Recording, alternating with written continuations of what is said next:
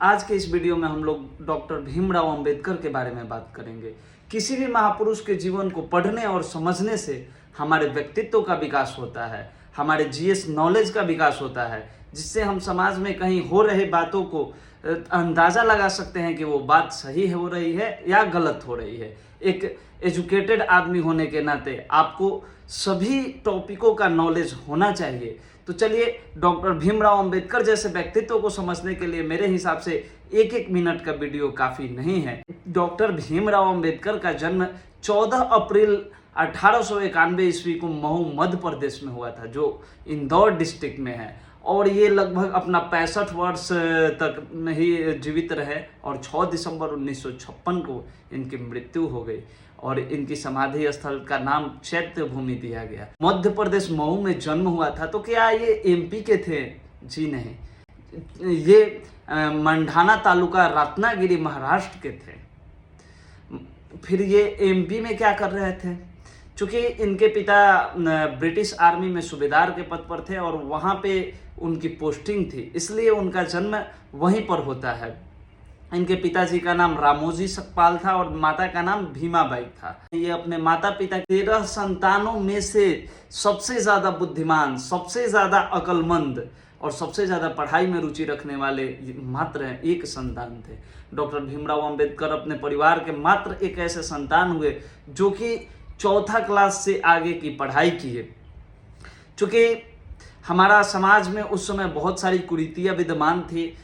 इनका जन्म महार जाति में हुआ था और यही से कहानी शुरू होती है। चूँकि महार जाति उस समय अछूत माना जाता था और यही अछूत वर्ड उन्हें महान बनने पर मजबूर कर देता है।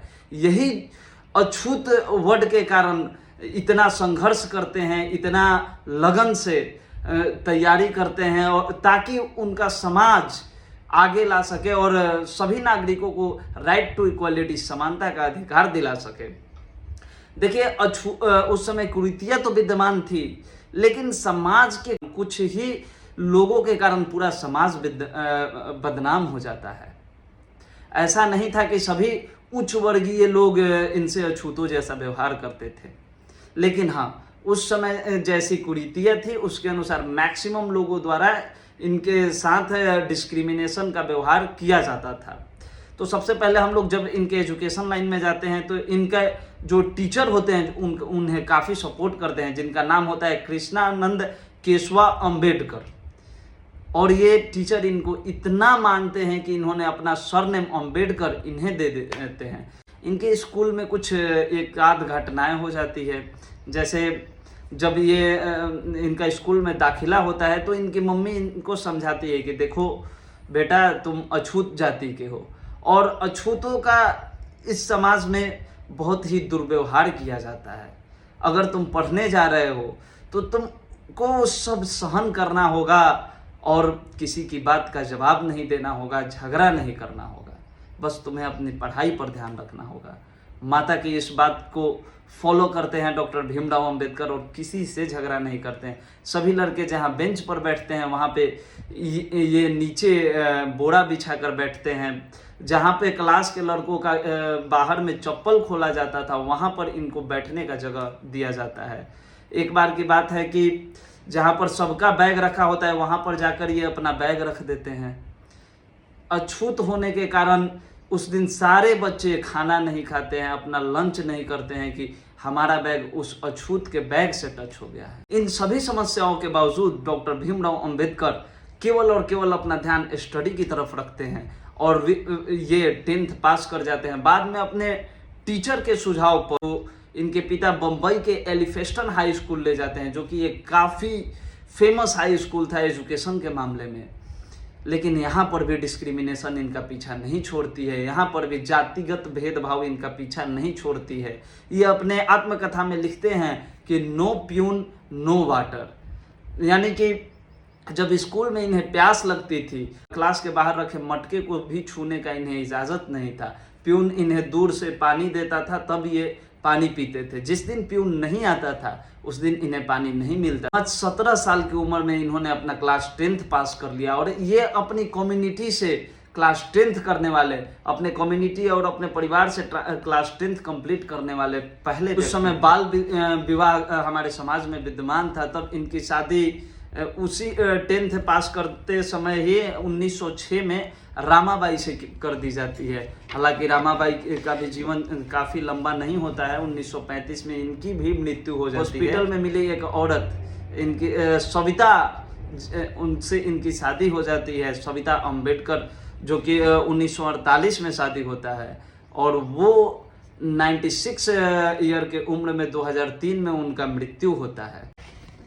जब ये एलिफेस्टन कॉलेज से अपना इंटरमीडिएट कंप्लीट कर लेते हैं, तब बड़ौदा के महाराज सयाजीराव गायकवाड़ द्वारा इन्हें छात्रवृत्ति मिलता है, स्कॉलरशिप दिया जाता है, जिससे ये अपना ग्रेजुएशन कंप्लीट करते हैं। और उसी स्कॉलरशिप के बदौलत ये अपना मास्टर्स करने के लिए कोलंबिया यूनिवर्सिटी न्यूयॉर्क, जो कि अमेरिका में है, वहाँ जाते हैं। और लोग कहते हैं कि सभी उच्च जाति वाले इनके साथ दुर्व्यवहार करते थे। ऐसा बिल्कुल भी नहीं है। अगर सभी उच्च जाति वाले करते तो इनके टीचर भी उच्च जाति के थे, सयाजीराव गायकवाड़ भी उच्च जाति के थे। तो किसी भी वर्ग को गलत कहने से पहले उस वर्ग, उस हिस्ट्री को पूरा पढ़ना होगा, समझना होगा, उसके बाद ही हम निष्कर्ष निकाल सकते हैं। अभी तक की कहानी के अनुसार भी हमें समझ में आ गया कि कोई लड़का इतनी खराब कुरीति, इतनी खराब व्यवहार का सामना करते हुए भी इतना आगे बढ़ रहा है, मतलब उस लड़के में दम है। और ये भी समझ में आता है कि ऐसी कुरीतियां हमारे समाज में नहीं होना चाहिए। मानवता एक धर्म होनी चाहिए और दूसरा कोई धर्म नहीं होना चाहिए। कोलंबिया यूनिवर्सिटी से मास्टर्स कंप्लीट करने के बाद वहीं पर इन्होंने अपना पीएचडी थीसिस में एडमिशन लिया। हालांकि पीएचडी कंप्लीट नहीं करते हैं और पहले ही आ जाते हैं बड़ौदा। उस समय का रूल था कि जो भी इनके सयाजीराव गायकवाड़ यानी बड़ौदा के महाराज से स्कॉलरशिप पर पढ़ा होगा, उसकी नौकरी पढ़ के आने के बाद वहाँ पे फिक्स होती थी। सिविल सर्वेंट के जॉब इन्हें मिल जाता है। हालांकि रहने में भी इनकी काफ़ी स्टोरीज है, जहाँ इन्हें पारसी बनकर रहना पड़ता है। जैसे ही लोगों को इनके बारे में पता चलता है कि ये अछूत हैं, तो इन्हें लोग लाठी डंडा लेकर पहुंच जाते हैं और इन्हें भगा दिया जाता है वहाँ से। यहाँ तक कि ये एक ऊंचे पद पर नियुक्त होते हैं, फिर भी इनका जो प्यून था इन्हें फाइल कॉपीज फेंक कर देता था। उस प्रकार के डिस्क्रिमिनेशन का सामना करने के बाद कोई भी व्यक्ति अपने जाति के सपोर्ट में रिजर्वेशन मांगता है तो वो गलत कहाँ है। 1918 में इन्हें बम्बई के एक कॉलेज में लेक्चरर का जॉब मिलता है, जहाँ पर इन्हें थोड़ा रिस्पेक्ट मिलता है। इनकी पढ़ाने के स्टाइल के बदौलत इनके स्टूडेंट्स से इन्हें काफ़ी रिस्पेक्ट मिलता है। हालांकि वहाँ पर भी मौजूद कुछ टीचरों द्वारा डिस्क्रिमिनेशन किया जाता है, भेदभाव किया जाता है। उसके बाद ये मूक नायक नाम से पत्रिका चालू करते हैं। उसके बाद ये फिर से लंदन जाते हैं और ये अपना पीएचडी कंप्लीट करते हैं और फिर वहीं से ये अपना बैरिस्ट्री भी कंप्लीट करते हैं। 1924 में ये बहिष्कृत हितकारिणी सभा की स्थापना करते हैं, जिसके माध्यम से हॉस्टल, स्कूल और लाइब्रेरी फ्री किया जाता है। महात्मा गांधी से इनके रिश्ते के बारे में लेकर काफ़ी चर्चाएं होती हैं कि इनका महात्मा गांधी से रिश्ता अच्छा नहीं था।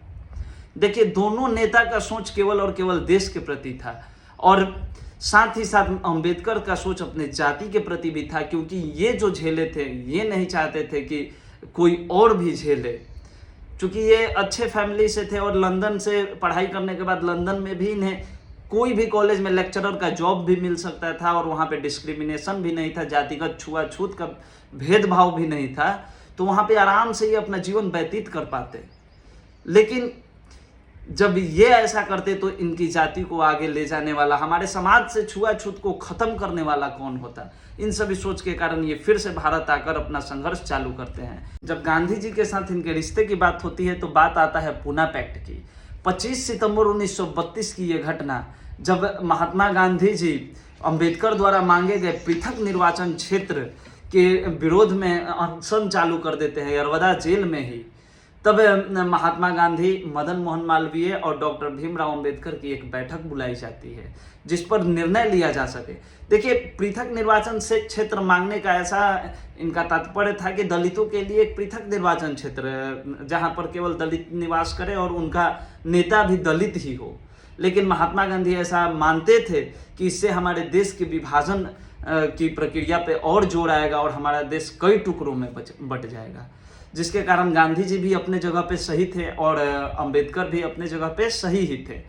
उसके बाद तीनों आदमी का बैठक होता है जहां पर यह निर्णय लिया जाता है कि पृथक निर्वाचन के मामला को रद्द किया जाए, लेकिन दलितों के लिए विधानसभा, लोकसभा में सीटों को आरक्षित कर दिया जाए। जहां पर पहले 71 की बजाय अब 148 सीटों को आरक्षित कर दिया गया। 1937 में बॉम्बे से चुनाव लड़े डॉक्टर भीमराव अंबेडकर, जिसमें 13 आरक्षित सीट और 4 जनरल सीटों पर चुनाव लड़ते हैं, जिसमें से 11 आरक्षित सीट और 3 जनरल सीट से ये चुनाव जीत जाते हैं। हालांकि बाद में 1946 में जब कैबिनेट मिशन का आगमन होता है और संविधान सभा के सदस्य के रूप में जब चुनाव किया जाता है तो अंबेडकर की पार्टी इसमें हार जाती है बंबई से। लेकिन नेहरू के सुझाव पर योगेंद्र नाथ मंडल ने बंगाल से अपना सीट त्याग कर डॉक्टर भीमराव अंबेडकर का नामांकन करवाते हैं, क्योंकि वो जानते थे कि भीमराव अंबेडकर जैसा विद्वान को हमारे संविधान सभा का मेंबर होना आवश्यक है। और बाद में इन्हें प्रारूप समिति का अध्यक्ष बनाया जाता है, जो कि संविधान का प्रारूप तैयार करने में एक महत्वपूर्ण भूमिका निभाती है। इसी कारण इन्हें आधुनिक मनु और हमारा संविधान निर्माता भी कहा जाता है, संविधान के पितामह भी कहा जाता है। हिंदू समाज में विद्यमान कुरीतियों से परेशान होकर डॉक्टर भीमराव अंबेडकर बहुत पहले ही ये घोषणा कर चुके थे कि हमारा जन्म जरूर हिंदू में हुआ है, लेकिन हम कभी हिंदू में नहीं मरेंगे। तो जन्म से महज एक डेढ़ साल पहले 14 अक्टूबर 1956 ईस्वी को 3.65 लोगों के साथ इन्होंने बौद्ध धर्म को अपना लिया। 1936 में इनकी पुस्तक एन ऑफ कोस्ट प्रकाशित की गई और इनकी अंतिम पांडुलिपि द बुद्धा एंड हिज धम्म को पूरा करने के 3 दिन बाद 6 दिसंबर 1956 को इनकी मृत्यु हो जाती है। घर में ही जब नींद में रहते हैं और नींद में ही इनकी मृत्यु हो जाती है एक लंबी बीमारी के बाद। और इनके समाधि स्थल दिल्ली में बनाया जाता है जिसका नाम चैत्य भूमि दिया जाता है। मृत्यु के बाद अप्रैल 1990 में इन्हें भारत रत्न से सम्मानित किया जाता है। डॉक्टर भीमराव अंबेडकर 11 भाषाओं के ज्ञाता थे। एक कास्ट डिस्क्रिमिनेशन, जेंडर डिस्क्रिमिनेशन के भी काफी विरोधी थे। कुछ लोगों का कहना है कि ये केवल SC/ST के नेता है, लेकिन ऐसा नहीं है। ये उन सभी वर्गों और उन सभी तबकों के नेता हैं जिन्हें सप्रेस किया जाता था, दबाया जाता था और जिन्हें राइट टू इक्वलिटी नहीं दिया जाता था। इन्होंने जेंडर डिस्क्रिमिनेशन का भी सवाल उठाया और महिलाओं के, हिंदू महिलाओं को भी, मुस्लिम महिलाओं को भी सम्मान दिलाने के लिए इन्होंने काफ़ी संघर्ष किया। राइट टू इक्वलिटी का अधिकार दिलाने के लिए इन्होंने काफ़ी संघर्ष किया, चाहे वो किसी भी धर्म और जाति की महिला हो। ये पहले ऐसे आदमी थे जिन्होंने डॉक्टरेट किया इकोनॉमिक्स में, वो भी विदेश से। ये एंथ्रोपोलॉजिस्ट, सोशियोलॉजिस्ट, बैरिस्ट्री कर चुके थे। ये भारत के पहले लॉ मिनिस्टर थे। मानवता के उत्थान के लिए इन्होंने बहुत काम किया, लेकिन इनके बारे में एक विवाद और है कि इन्होंने भारत की आज़ादी में कोई सहयोग नहीं दिया था, क्योंकि इनका मानना था कि अगर मेरा जीवन और देश की आज़ादी की बात की जाए तो मैं देश की आज़ादी को चुनूंगा, लेकिन अगर देश की आज़ादी और दलित उत्थान की बात किया जाए तो मैं दलित उत्थान को चुनूंगा। क्योंकि ये उससे पीड़ित थे, तो ये समझते थे कि गुलामी से ज़्यादा दर्द दलितों को सप्रेस जो किया जाता है उसमें है। महज शिक्षा के बल पर ही देश का एक अनटचेबल नन्हा सा बालक मानवता के उत्थान में मील का पत्थर साबित होता है। एक इनके बारे में जो विवादास्पद बात आती है कि इनके द्वारा दिया गया रिजर्वेशन। देखिए, रिजर्वेशन एक ऐसा मुद्दा है जो कि उस समय, जैसा कि समाज में अछूत वाली परंपरा थी, उस समय रिजर्वेशन बेहद ही जरूरी था। और अभी अगर रिजर्वेशन की बात किया जाए तो ये एक लंबा टॉपिक है, इस पर कभी और चर्चा कर लेंगे। लेकिन हाँ, इतना जरूर कहना चाहेंगे कि अभी रिजर्वेशन का जो पुराना तरीका है उसमें कुछ बदलाव की ज़रूरत है। हालांकि नेता अपने वोट के कारण रिजर्वेशन को और बढ़ा चढ़ाकर अपना हथियार बनाते जा रहे हैं, जिसके कारण ये अभी खत्म होने का नाम भी नहीं ले रहा है। 1942 से 1946 तक इन्होंने श्रम मंत्री थे और उस समय इन्होंने न्यूनतम समर्थन मूल्य की बातें की, न्यूनतम मजदूरी की बात की कि किसी भी मजदूर के लिए एक न्यूनतम मजदूरी फिक्स होना चाहिए कि इससे कम किसी को मजदूरी नहीं दिया जा सकता है, जो कि आज भी हमारे देश में फॉलो किया जाता है। हिंदू कोड बिल जिसमें महिलाओं के अधिकार की बात की, उसको सबसे पहले डॉक्टर भीमराव अंबेडकर ने ही लाया था, जिसे बाद में नेहरू जी द्वारा लागू किया गया। इनके द्वारा संविधान में मूल अधिकारों में 14, 15, 16 यानी समानता के अधिकारों को जोड़ा गया और साथ ही अनुच्छेद 17 को भी जोड़ा गया, जिसमें अस्पृश्यता का अंत और अस्पृश्यता एक अपराध के रूप में बताया गया है। इनके नेतृत्व में दुनिया का सबसे बड़ा डॉक्यूमेंट, सबसे बड़ा दस्तावेज हमारे देश के संविधान को तैयार किया गया और देश के संविधान को तैयार करने के बाद भी कुछ लोगों का ऐसा कहना है कि देश के संविधान में केवल और केवल डॉक्टर भीमराव अंबेडकर का ही योगदान नहीं था। बात सही है, हमारे देश के संविधान में 296 सदस्य थे, केवल डॉक्टर भीमराव अंबेडकर का योगदान नहीं था, लेकिन जितना योगदान डॉक्टर भीमराव अंबेडकर का था उतना शायद ही किसी का था। वो योगदान काफ़ी उल्लेखनीय है।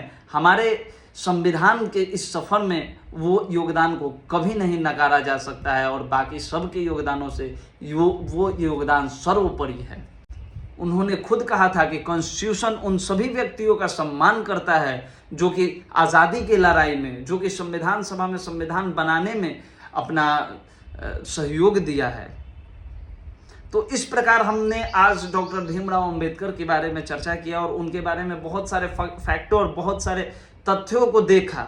समाज में जो अभी झगड़ा का कारण बना हुआ है, एक वर्ग उन्हें अपना देवता मानता है तो दूसरा वर्ग उन्हें अपना दुश्मन मानता है, उन सभी टॉपिकों पर भी हमने विश्लेषण करने का प्रयास किया। आशा है कि आपको वो विश्लेषण समझ में आया होगा और मैं लास्ट में यही आशा करता हूँ कि उनके बारे में ज़्यादा से ज़्यादा पढ़िए और समझिए कि किसी एक वर्ग के वो देवता नहीं थे। डॉक्टर भीमराव अंबेडकर जैसा व्यक्तित्व पूरे भारत के लिए गर्व करने वाला है और ये पूरे देश के हीरो हैं। इनकी प्रतिमा को कोलंबिया यूनिवर्सिटी और लंदन के स्कूल ऑफ इकोनॉमिक्स में भी लगाया गया है। तो इस महान व्यक्तित्व को हम खुद के झगड़े में बर्बाद नहीं कर सकते और ऐसे महान व्यक्तित्व का हमारे देश में जन्म लेने पर हमें भी उनके व्यक्तित्व पर गर्व होना चाहिए। जय हिंद, जय भारत।